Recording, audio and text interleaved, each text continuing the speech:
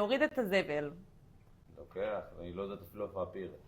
אני חושב שאני צורק, היא לא יודעת איפה הפיר. היא לא הייתה שם פיזית לעולם. אני בחול וזה, יש לי שקיות מחוץ כאילו אני הגיע איש עובד זבל. זה באמת נכון, בחיים לא הייתי מפיר. לחכות לספיר מחוץ לתאי מדידה. יושב, נח, אני יותר מהירה ממנו, אני לרוב לא מודדת. כן. אם כבר מי שמחכה לאנשים אחד לשני בתאי מדידה, זה אני. חסר לפחות סבלנות. שעה עגולה בכל חנות, שעה. די.